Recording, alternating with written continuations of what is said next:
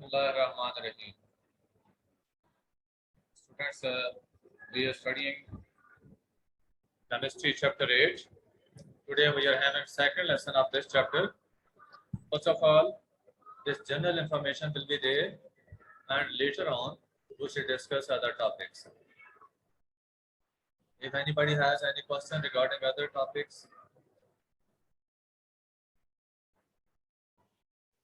No, sir.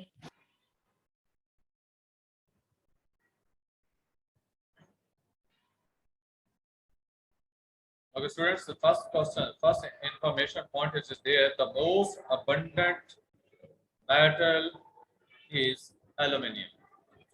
आपसे आप MCQs में पूछा जा सकता है कौन सी मेटल जो है वो मोस्ट अबंडेंट है, यानी ज्यादा कसरत से पाई जाती है, ज्यादा मिकदार में पाई जाती है, तो वो एल्यूमिनियम है।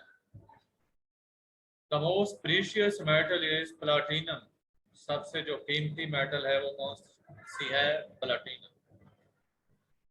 The most usable metal is iron. यानी सबसे ज्यादा इस्तेमाल की जाने वाली मेटल आयरन है।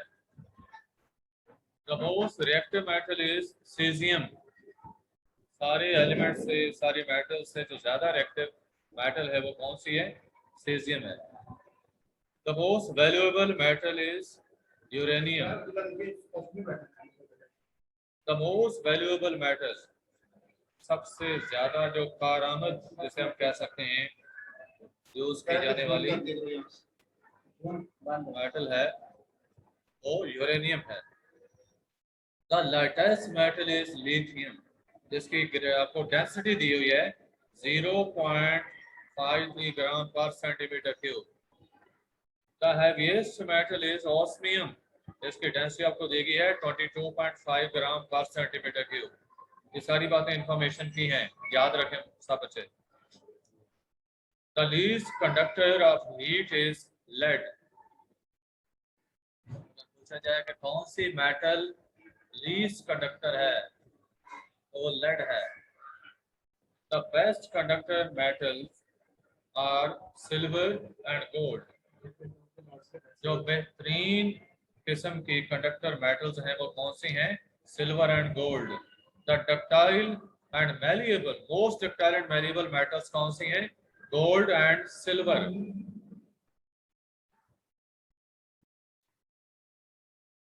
स्टूडेंट्स, ये चीजें क्लियर हैं जो आपको मैंने बताई हैं? ये जस्ट आपकी लर्निंग से रिलेटेड हैं, इसमें Yes, समझने की इतनी बात नहीं है, याद करने की है कि आपको मालूम होना चाहिए कि ये जो मेटल्स हैं कि कोई मेटल किस लिहाज से इम्पोर्टेंट है, कौन सी लेटेस्ट है, कौन सी हैवीएस्ट है, कौन सी बेस्ट कंडक्टर है, वगैरह वगैरह जो भी इंफॉर्मेशन की बातें थी। नेक्स्ट टेस्ट योरसेल्फ क्वेश्चंस हैं 8.1। फर्स्ट क्वेश्चन है what type of elements are metals. ये जो मेटल्स हैं ये किस किस्म के एलिमेंट्स हैं? आपको फर्स्ट लेक्चर में बताया गया था कि मेटल्स इलेक्ट्रोपॉजिटिव एलिमेंट्स हैं। मेटल्स जो हैं they are electropositive elements except you can say hydrogen, क्योंकि हाइड्रोजन नॉन मेटल है और उसके अंदर भी टेंडेंसी होती है इलेक्ट्रॉन को लूज करने की। तो उसके अलावा बाकी जो सारे एलिमेंट्स हैं मेटल्स ऐसी हैं जिनमें इलेक्ट्रॉन्स को लूज करने की टेंडेंसी है और पॉजिटिव चार्ज गेन करती हैं, जो कि इलेक्ट्रोपॉजिटिव कैरेक्टर है। Number 2, name a metal which exist in liquid form. यानी कौन सी metal? Mercury. Mercury is a metal which exists in liquid form. What's is the nature of metal oxide? The metal oxides are basic in nature because they change red litmus paper to blue. Metal oxides basic है nature, इनके जो एक्व solutions होते हैं वो basic होते हैं, basis होती हैं। Fourth question, which group of metals is highly reactive? Sir, group 1. First group elements जो अल्कली मेटल्स हैं ये हाईली रिएक्टिव हैं। Why sodium metal is more reactive than magnesium metal?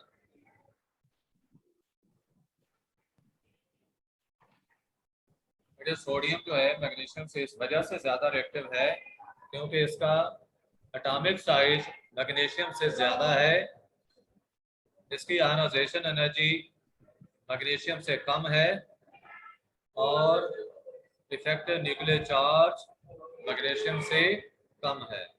देखिए ये तीन बातें आप बता सकते हैं इसकी ज्यादा रिएक्टिविटी की सूरत में। छठा question, name a metal which can be cut with knife. Sir, sodium. Sodium, yes. 7, name the best ductile and malleable metal। Gold. Gold, ये भी आपको बताया गया। Sir, gold.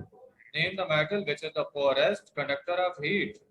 Sir, lead. Lead, lead Lead. बेटा इसको लेड बोलना है। Lead. LED lead है ये। 9th question, what do you mean bye malleable and ductile। The malleability is the property of metals due to which they can be beaten into Drawn sheets. Converted to sheets, yes। Sir, Like and ductility. ductility is the property of metals due to which they can be drawn into wires. Well done। Ductile mean they can be drawn into wires, malleable mean they can be hammered into sheets। 10th question, why alkali metals are more reactive than alkaline earth metals। ये जो आपको ऊपर बताया गया ना 5वें question में कि सोडियम मैग्नीशियम से क्यों ज्यादा रिएक्टिव है, तो वैसी ही वर्डिंग में इसका आंसर होगा। Sir, क्योंकि ये भी alkali तो metals की large, sir, alkali metals large size में होते हैं सर, इनकी हाँ, लो बिल्कुल आयोनाइजेशन एनर्जी होती है। और सर हाँ, जो इफेक्टिव न्यूक्लियर चार्ज जो है वो भी कम होता है। ये 3 बातें, Yes, sir. एक तो साइज बता रहे हैं, अल्कली मेटल्स का साइज अल्कलाइन अर्थ मेटल्स से ज्यादा होता है। दूसरा इफेक्टिव न्यूक्लियर चार्ज बताते हैं तो वो इनका कम होता है, अल्कली मेटल्स का अल्कलाइन अर्थ मेटल्स से कम होता है। और तीसरी बात, आयोनाइजेशन एनर्जी अल्कली मेटल्स की जो है वो कम होती है than alkaline earth metals. What do you mean by metallic character. हाँ जी, Sir, in which valence electrons are loose. metallic character means tendency of elements to lose electrons from their valence shells and attain positive charge। Valence से electrons को loose करके positive charge को gain करने की जो tendency है, ये metallic character कहलाता है। जो आपने इलेक्ट्रोपॉजिटिविटी पढ़ी है, इलेक्ट्रोपॉजिटिविटी को ही मेटालिक कैरेक्टर कहते हैं। इसको आप इलेक्ट्रोपॉजिटिव कैरेक्टर कहते हैं या मेटालिक कैरेक्टर कहते हैं। Why metallic character decreases along a period and increases in a group। It decreases along a period because the size of atom decreases, and it increases Okay। along a period because size of atom increases। Along the period metallic character इसलिए decrease होता है कि atomic size decrease होता है। आज कोई और वजह बताएं।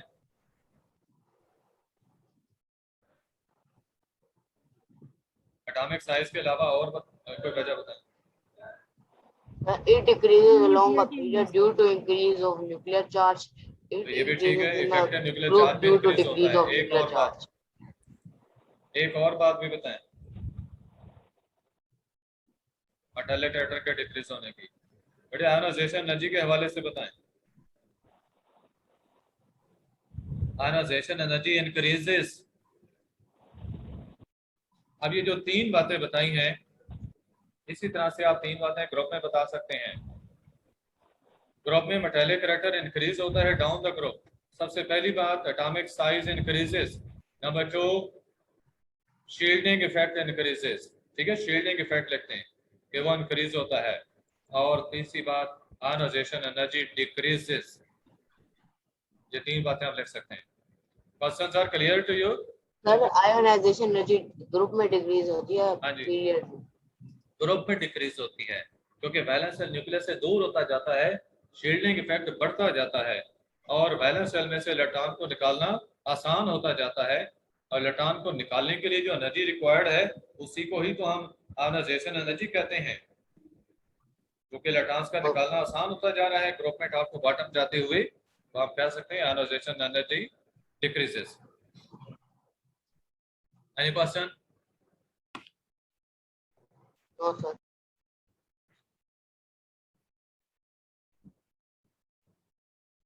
Now comparison of properties is there। हम अल्कली मेटल्स और अल्कलाइन अर्थ मेटल्स जो हैं, इनकी प्रॉपर्टीज को कंपेयर करेंगे, इनकी रिएक्टिविटी को कंपेयर किया जाएगा। यस सर, ये लॉन्ग में आते हैं क्वेश्चन। हाँ जी, लॉन्ग में आता है ये वाला। हमने रिएक्टिविटी को कंपेयर करना है अल्कली और अल्कलाइन सर, अर्थ आपने तो मेटल्स कहा की। था इस चैप्टर से लॉन्ग नहीं आते। बेटे ये क्वेश्चन लॉन्ग के तौर पे बन सकता है, वो पेयरिंग सर ये स्कीम के एक्सरसाइज में मुताबिक, दिया हुआ है। According to your pairing scheme. Long question sir जो ये है चैप्टर में से नहीं आ रहा है, इसका मतलब ये नहीं कि चैप्टर का क्वेश्चन बन ही नहीं सकता। अगर नेक्स्ट टाइम आपकी पेयरिंग स्कीम चेंज हो गई तो आप देखेंगे इसमें से क्वेश्चन आया होगा। आपने जो लेटेस्ट पेयरिंग स्कीम होगी उसको फॉलो करना है, तो इसलिए आपने मुकम्मल तैयारी करनी है। हाँ जी, यानी क्वेश्चन सर जो लॉन्ग, सर ये एक्सरसाइज में लॉन्ग दिया हुआ है क्वेश्चन नंबर 1। क्या चीज?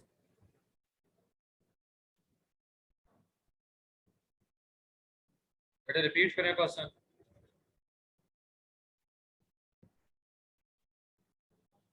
सर ये एक्सरसाइज में भी दिया हुआ है लॉन्ग नंबर 1। हाँ ठीक है। Comparison of physical properties of alkaline और alkaline earth metal. First of all property है अपीयरेंस, कि देखने में हमें अल्कली और अल्कलाइन अर्थ मेटल में क्या डिफरेंस नजर आता है। ये जो सोडियम है ये अल्कली मेटल है, ये सिल्वरी वाइट है, यानी सिल्वर जैसा इसका कलर होता है, अपीयरेंस होती है। It has metallic lustre, metallic lustre यानी चमक इसमें पाई जाती है, जैसे फ्रेशली कट मेटल्स होती है ना उनमें चमक होती है। It's very soft and can be cut with knife, soft होती है, हम नाइफ से इसको कट कर सकते हैं। फ्रेशली कट मेटल्स जो हैं वो शाइन क्यों करती हैं, इसकी मैंने आपको रीजन बताई थी एक दफा, किसी को याद है?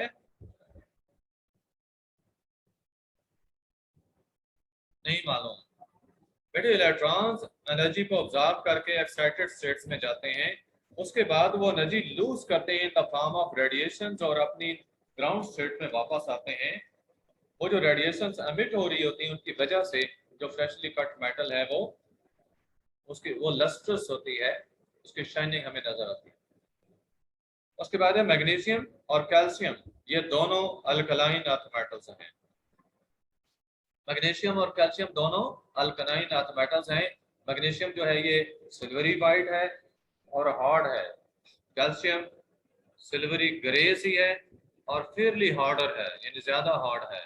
आपने देखा था सोडियम सॉफ्ट थी इस कदर कि हम उसको नाइफ से कट कर सकते हैं इजीली, जबकि ये अल्कलाइन अर्थ मेटल्स क्या है, हार्डर हैं। एटॉमिक साइज को देखें और साथ ही आयनिक साइज बताया गया पिकोमीटर में। एक पिकोमीटर कितना होता है? 10 power minus 12 metre. 1 picometre is equal to 10 power minus 12 metre, जैसा 1 नैनोमीटर होता है 10 power minus 9 metre.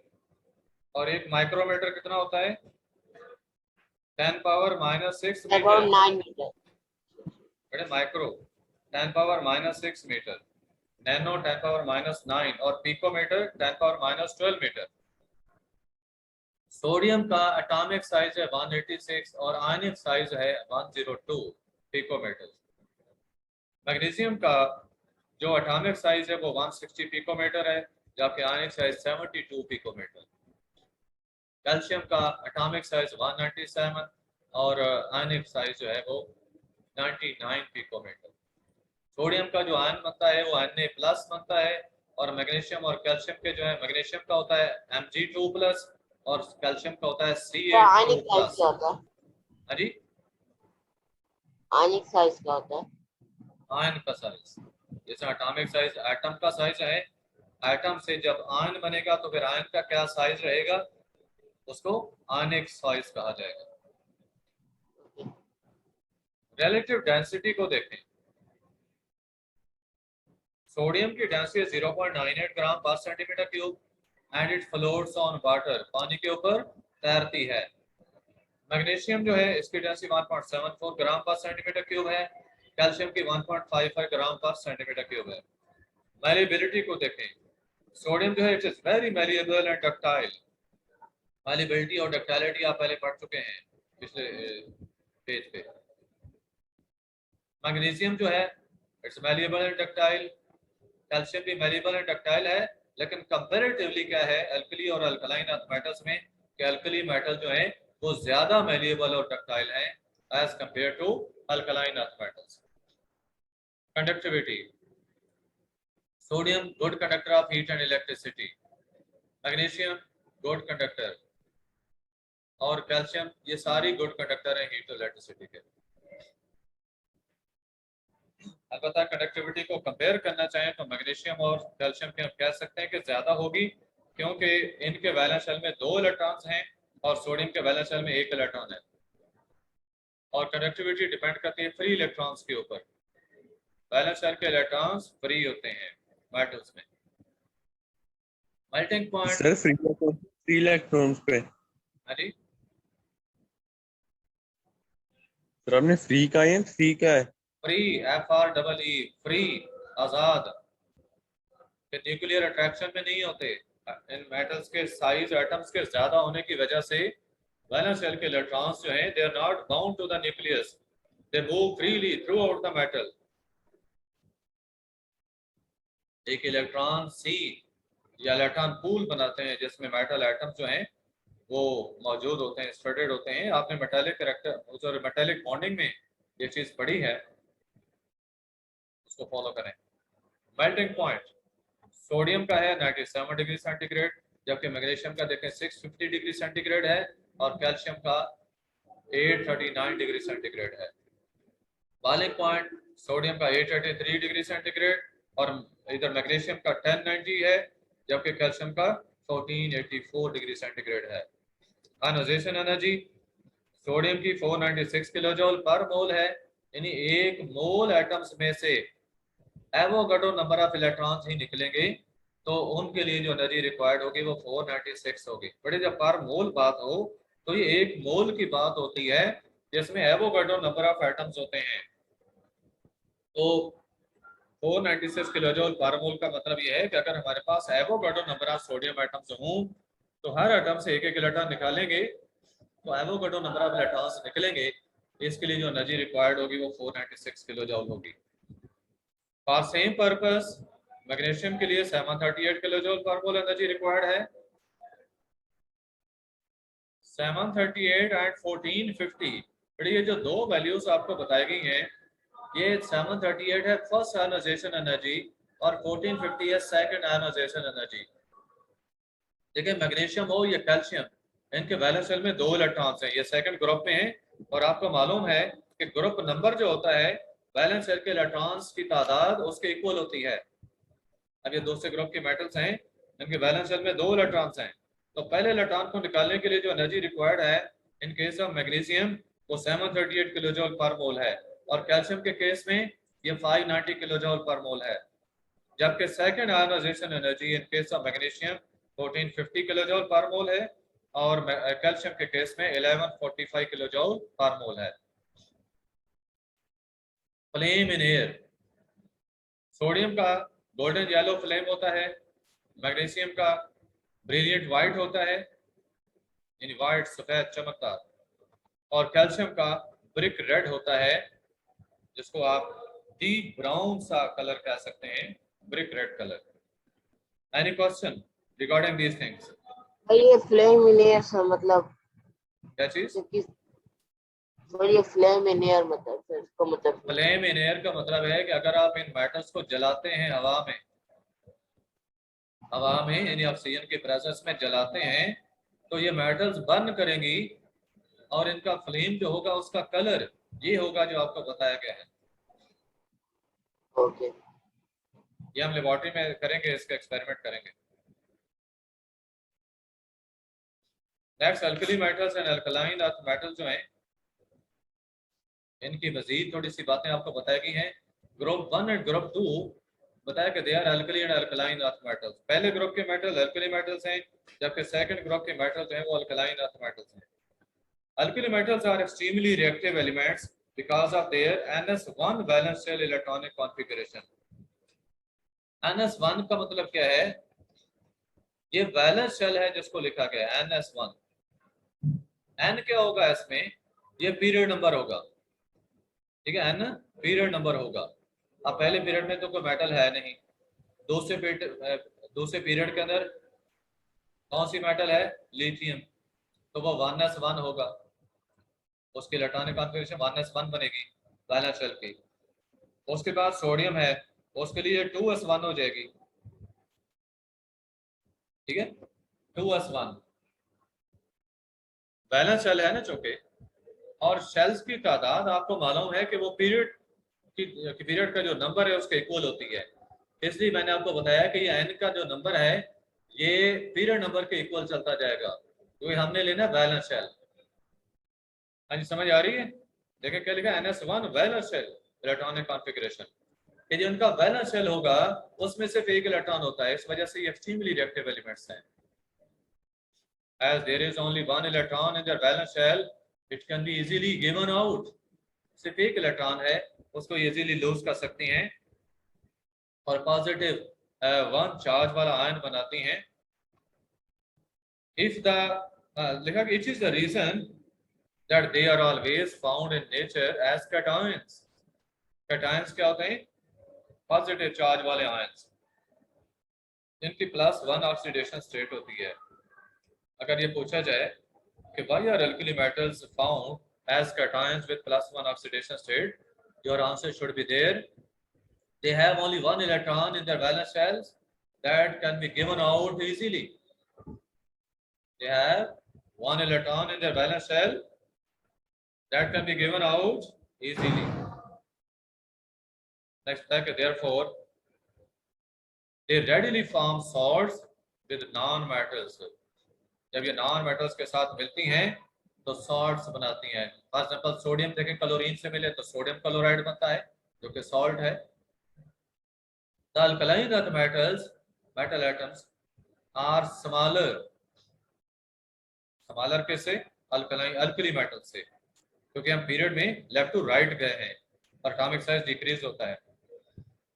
They have more nuclear charge, they have 2 electrons in their valence shells. उनकी जो आयनाइजेशन, इनकी जो वैलेंस शेल की इलेक्ट्रॉनिक कॉन्फ़िगरेशन है वो क्या बनेगी? NS2। आयनाइजेशन एनर्जी इनकी ज्यादा होगी, ठीक है, आयनाइजेशन एनर्जी इनकी ज्यादा होगी। They are also reactive but less than alkali metals. Reactive तो हैं लेकिन अल्कली मेटल से कम है। जितने कम इलेक्ट्रॉन्स होंगे वो उतना रिएक्टिव एलिमेंट, जितने कम इलेक्ट्रॉन्स होंगे जितने वैलेंस शेल के इलेक्ट्रॉन ज्यादा होंगे उतना ज्यादा एक्टिव होगा। नहीं नहीं, ऐसे नहीं है। कंडक्टिविटी तो बढ़ सकती है, लेकिन आपने देखा है कि अल्कली मेटल्स का मैंने आपको बताया वो मोस्ट रिएक्टिव है, एक्सट्रीमली रिएक्टिव, क्योंकि उनके वैलेंस शेल में एक इलेक्ट्रॉन है। जब एक इलेक्ट्रॉन है तो उसको निकालना आसान है, एटॉमिक साइज ज्यादा है। जब ये वैलेंस शेल के इलेक्ट्रॉन आप देख रहे हैं ना बढ़ रहे हैं, एक ही पीरियड में मूव कर रहे हैं आप, वैलेंस शेल के इलेक्ट्रॉन जहां बढ़ रहे हैं वहां न्यूक्लियर चार्ज भी इंक्रीज होता है, तो एटॉमिक साइज डिक्रीज होता है, इसलिए उनकी रिएक्टिविटी कम होती है। They are also reactive but less than alkali metal. यहाँ पे मैं बता रहा था ये IE जो लिखा है, ये IE का मतलब क्या है? That is वर्ड्स क्या बनते हैं? बड़े वर्ड्स बनते हैं id est, मतलब यही है that is।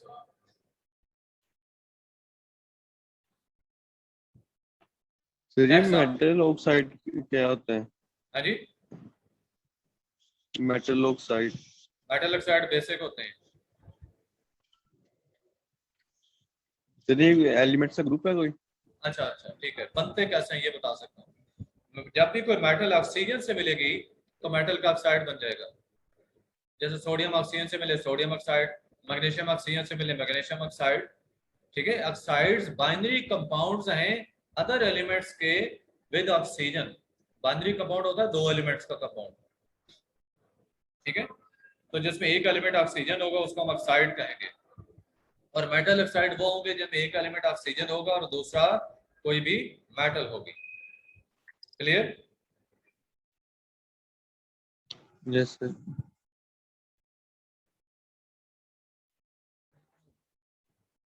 अब हम केमिकल प्रॉपर्टीज को कंपेयर करते हैं,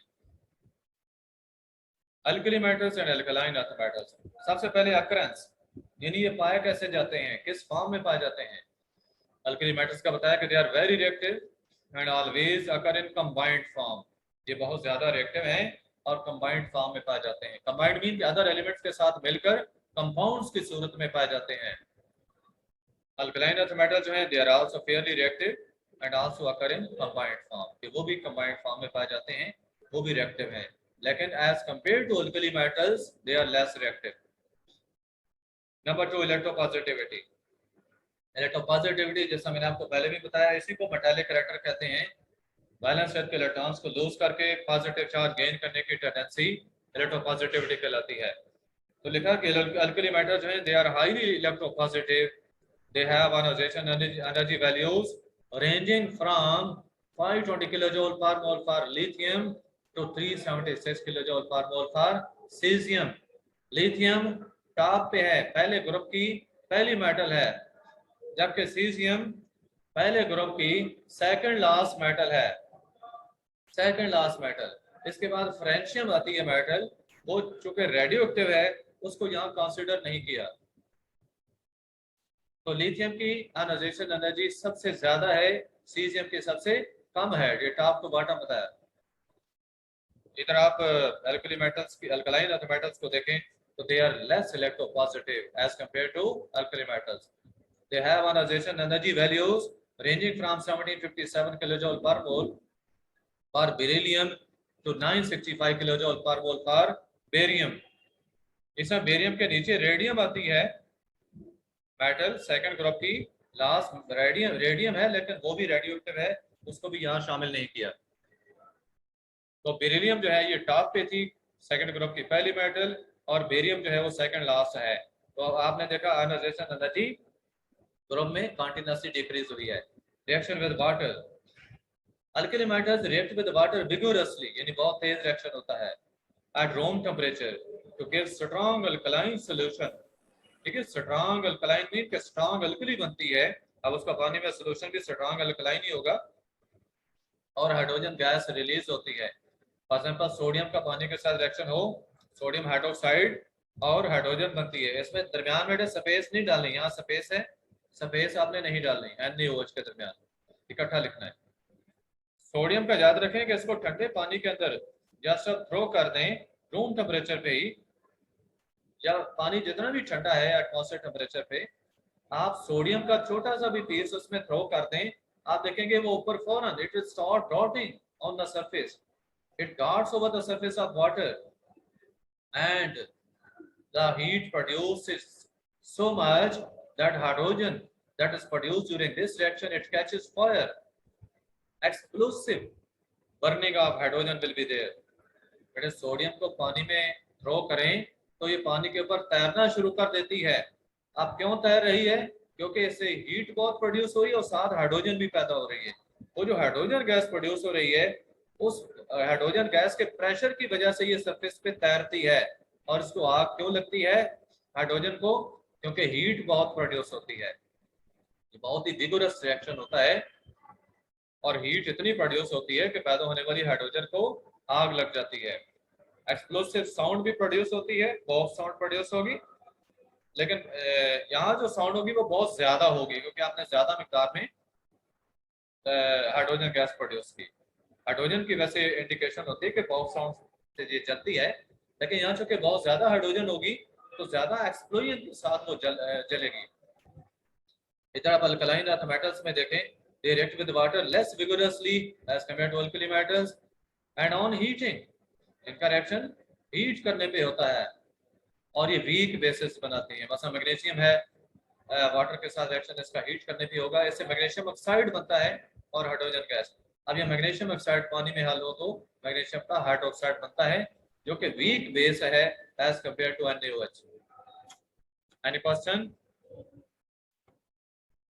No, sir. नेक्स्ट है रिएक्शन विद ऑक्सीजन। वीडियो में मीटिंग डिस्कनेक्ट हो तो दोबारा ज्वाइन करेंगे। Reaction with oxygen, they immediately tarnish in air. Tarnish क्या होता है? इट इज शाइनिंग का रिड्यूस हो जाना, डल हो जाना, सरफेस का डल हो जाना।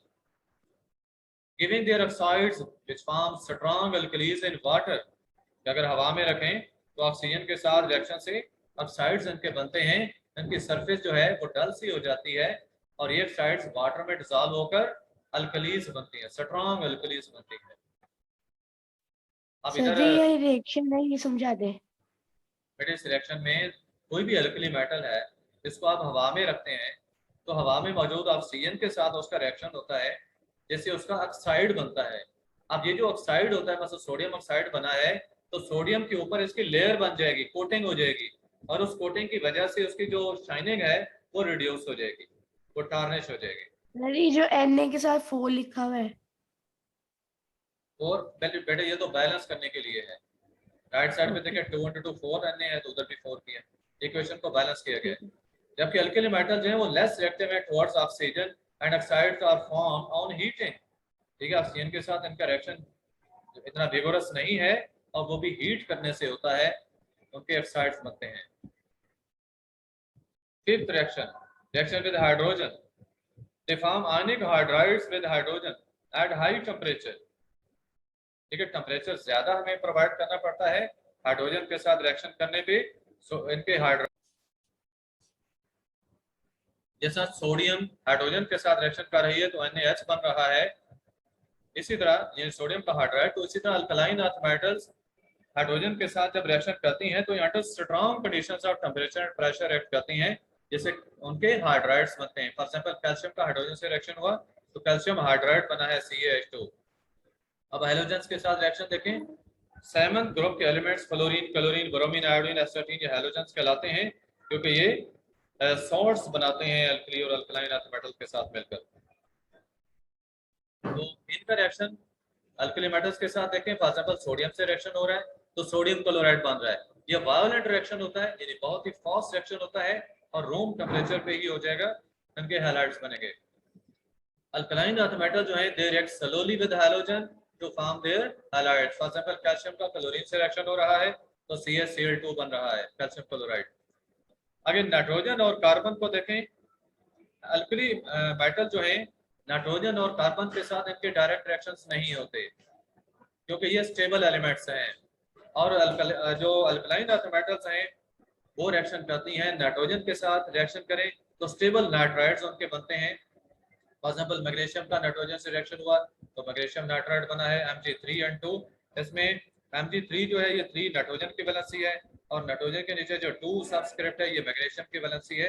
फिर इनको बैलेंस करने के लिए ये कोएफिशिएंट्स, मैग्नीशियम के 3 एटम राइट साइड पे थे, तो लेफ्ट साइड पे मैग्नीशियम जो है उसके साथ 3 कोएफिशिएंट यूज किया ताकि वो बैलेंस हो जाए, और नाइट्रोजन के दोनों साइड्स पे ऑलरेडी 2 एटम्स थे, यहाँ कोएफिशिएंट की लगाने की जरूरत नहीं पड़ी। लाइकवाइज कार्बन के साथ जब कैल्शियम का रिएक्शन शो किया है तो कैल्शियम कार्बाइड बना है CaC2, क्योंकि अल्कलाइन अर्थ मेटल जो हैं उनको जब हीट किया जाए कार्बन के साथ उनके कार्बाइड्स बनते हैं। Okay students, we wind up our today's lesson. If you have any question you can ask. No sir, Allah Hafiz. Okay, Allah Hafiz.